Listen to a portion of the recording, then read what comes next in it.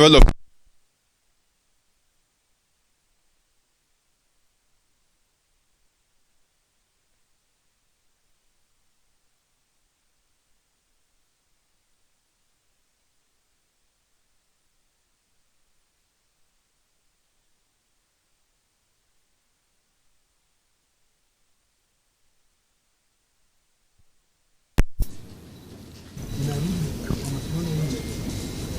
Phil, you can hear now? It's okay now, fine.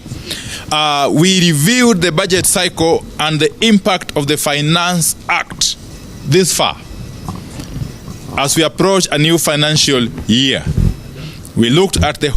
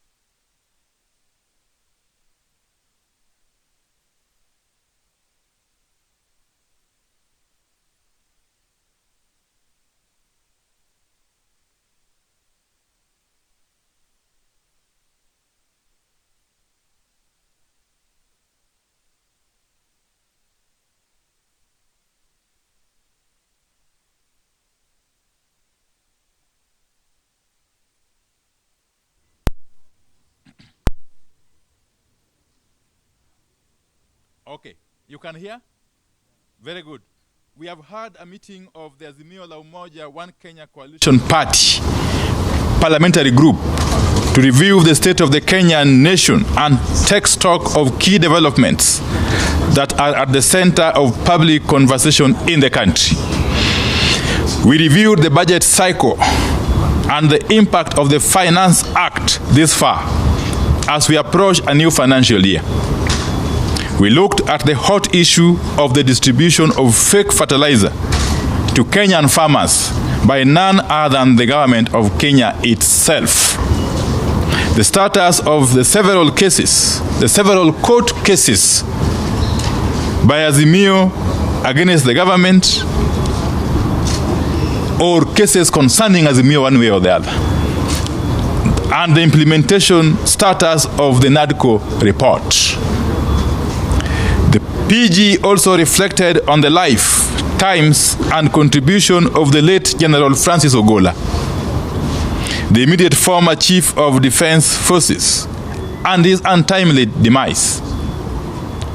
The meeting also deliberated on the economic circumstances Kenyans find themselves in against the backdrop of sponsored state propaganda that seeks to make people believe that the situation has improved and that life is better.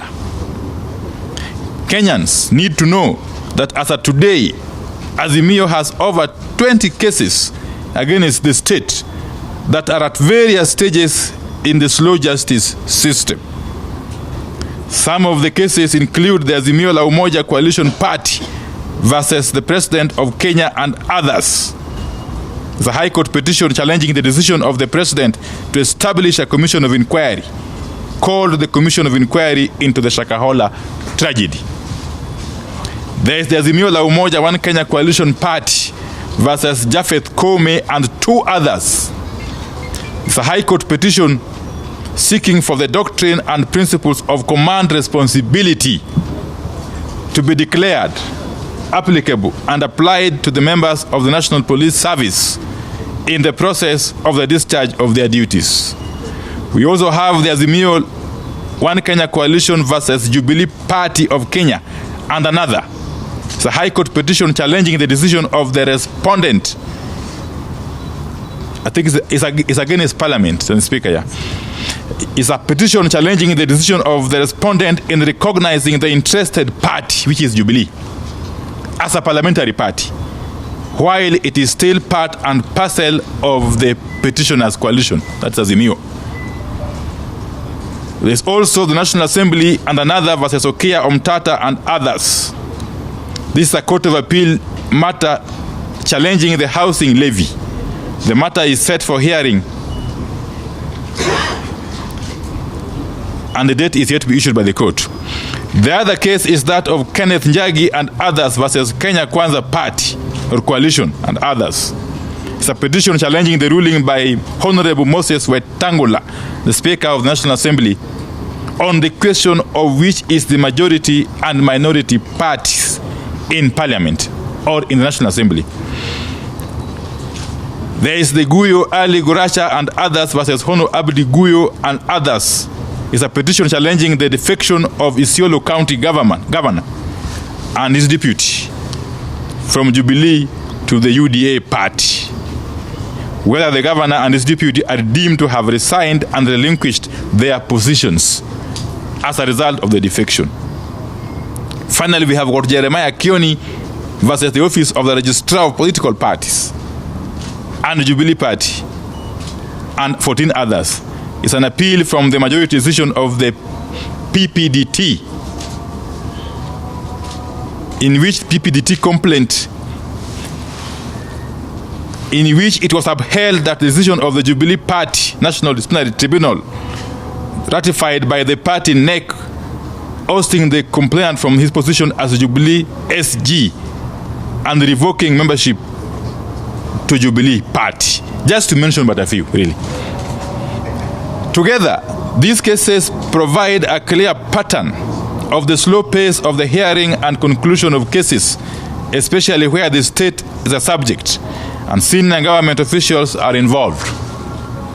We are staring at a clear case of justice delayed and justice denied. On the death of General Ogolla, the parliamentary group shared deep condolences with his family and the families of all those who perished together with him. Further, the PG called for a judicial inquest into the accident and death as opposed to mere investigation led by the military that is close to civilians.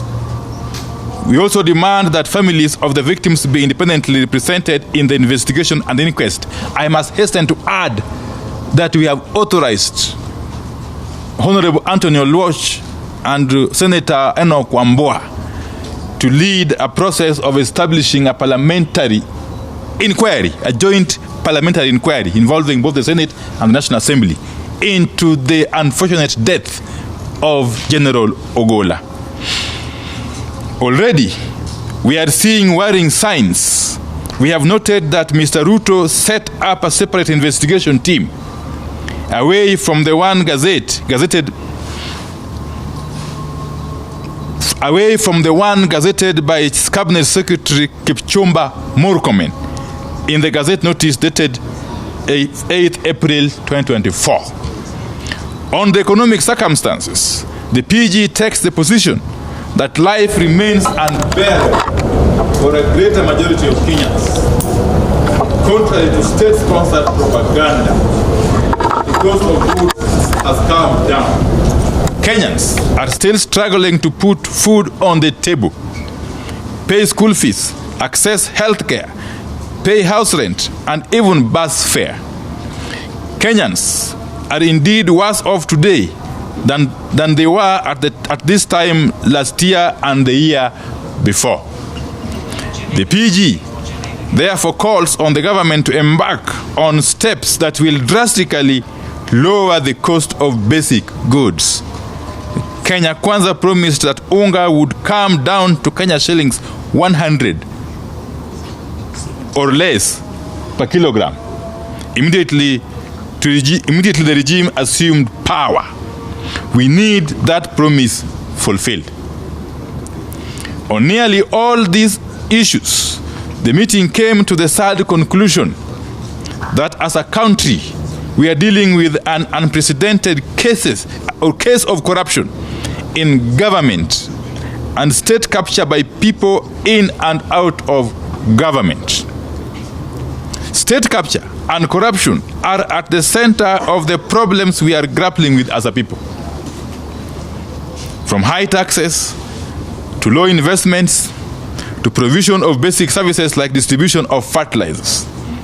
Looking at the budget cycle, this meeting was able to establish a clear case of laws being made with the sole aim of benefiting individuals and their businesses at the expense of the economy and the masses. On the case that featured prominently at this meeting, one case that featured prominently at this meeting is that of the Export and Investment Promotion Levy, introduced in the Finance Act of 2023. As we warned, together with the Kenya Association of Manufacturers, this levy is killing manufacturing in the country by giving preferential treatment to specific businesses whose owners have captured the apparatus of the state and are using it for personal gain in complete disregard of public good. The levy on imported goods like steel and clinker is creating monopolies in steel and cement manufacturing at the expense of the public. Rather than boost local production, the levy is killing the same. It is killing jobs, and it is making products like steel and cement extremely expensive. The mindset that gave birth to this levy is similar to the one that saw the government distribute fake fertilizer to our own farmers. These are manifestations of state capture and corruption at their worst. They are part of the problem that is making foreign firms lose out on businesses and contracts in Kenya because the top government officials are involved in corruption, including bribery and open kickbacks. It's becoming very clear that unless firms willing to pay bribes and those with political godfathers high up in government, it is becoming very clear that only firms willing to pay bribes and those with political godfathers high up in government will remain and thrive in Kenya, while others close shop or relocate to neighboring countries. This meeting has therefore strongly called on the government to repeal and abolish the Export and Investment Promotion Levy and also crack down on corruption within its ranks. The levy and the corruption that enabled it is making Kenya to lose investment from businesses and countries that do not participate in corrupt activities. Recently, the Ethics and Anti-Corruption Commission listed the ministries of Interior, Health, and Transport as the most corrupt. The survey showed that the size of the average bribe doubled in 2023. This meeting has called on EACC to go beyond releasing surveys and swing into action. We need bold action to make corruption an expensive affair for businesses and public officers. The meeting concluded that the case of fake fertilizer being distributed to farmers by none other than the government of Kenya is an ideal place to begin showcasing our commitment to fighting runaway corruption and state capture as a country. The case of fake fertilizer is, in our view, a case of economic sabotage and must be treated as such. In other words, heads must roll. This is the end of the statement. Yes. Thank you very much. Thank you very much, honorable ladies and gentlemen. Yeah. think we can adjourn now? Yes. Honorable members. Yes.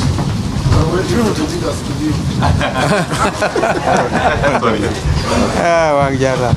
Yes.